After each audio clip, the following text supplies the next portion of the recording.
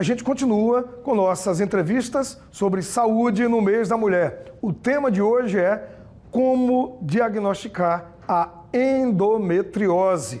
Aqui com a gente ao vivo no estúdio, o médico Alberto Sandes. Doutor, bom dia, bem-vindo. A gente vem sempre falando desse assunto ao longo do mês e é um assunto que rende demais, né?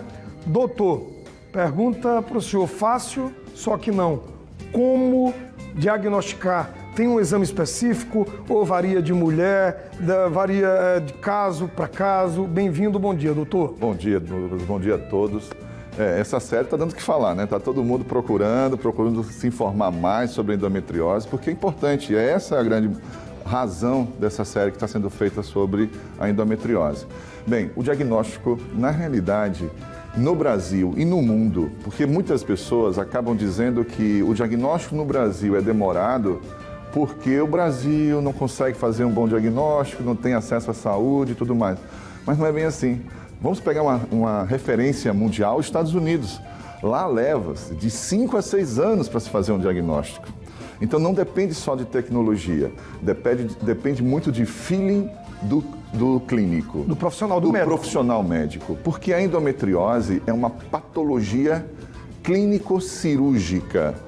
Ela tem no seu DNA a clínica, ela tem na sua composição um diagnóstico clínico, não só cirúrgico. Tem um exame específico para isso? Tem exames específicos, no entanto, a gente tem que tomar muito cuidado com essa fala, Douglas, porque muitas vezes o público em geral, e até mesmo o público médico, espera ouvir que existe um exame que é específico para endometriose.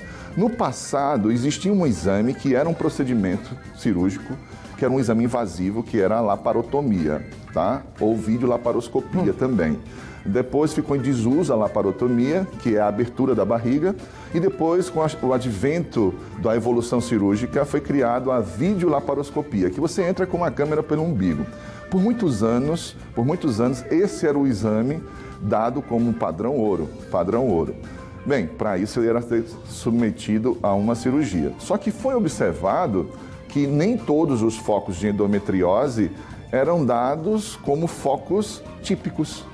Quando você entra com uma videocirurgia, ele parece uma mancha de pólvora lá dentro da barriga da paciente. Mas tem lesões de endometriose que não parecem uma mancha de pólvora, são chamadas lesões atípicas. Então, mesmo você fazendo uma laparotomia ou uma laparoscopia, você pode errar o diagnóstico. Doutor, então não tem um exame específico, são vários exames e tem que ter o olhar clínico do médico para fechar o diagnóstico. Para fechar o diagnóstico. Hoje nós temos exames não invasivos, que é considerado padrão ouro dentro da imaginologia. Qual é o padrão ouro para endometriose profunda, por exemplo? É um ultrassom pélvico transvaginal com preparo intestinal. Olha que nome, né?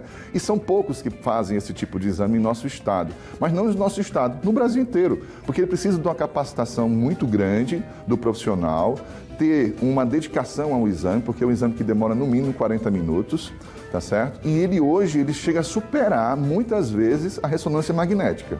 Doutor, o senhor falou dos Estados Unidos, para a gente fechar 4 e 6 anos do diagnóstico. O Brasil continua com aquele tempo lá, 8, 10 anos? De 8 a 10 anos no Brasil, infelizmente, por causa disso mesmo.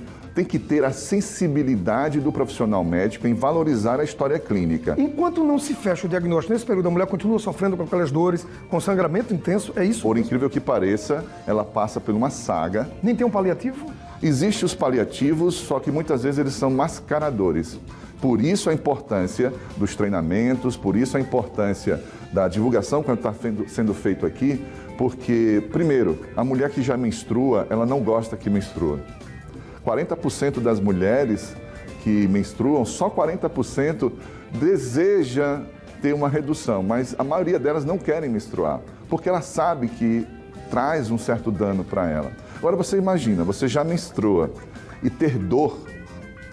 Dor forte. Dor forte. Você já imaginou você praticar um ato como é o namorar com seu parceiro e ter dor? Então, e isso ainda é dito como normal. É como normal. E muitas vezes não dá seguimento à investigação por isso, pela falta de sensibilidade ou até mesmo de conhecimento na que nós chamamos na semiotécnica, semiologia de abordagem com esse tipo de paciente. É uma abordagem transdisciplinar. Não é feita uma abordagem única. Você tem que passar por outros profissionais, muitas vezes, para poder fechar o diagnóstico. Doutor, muito obrigado. Volte mais vezes. É um prazer, e até Douglas. a próxima. Até a próxima. Uma honra. Esclarecedora demais a entrevista, Obrigado, tá? querido.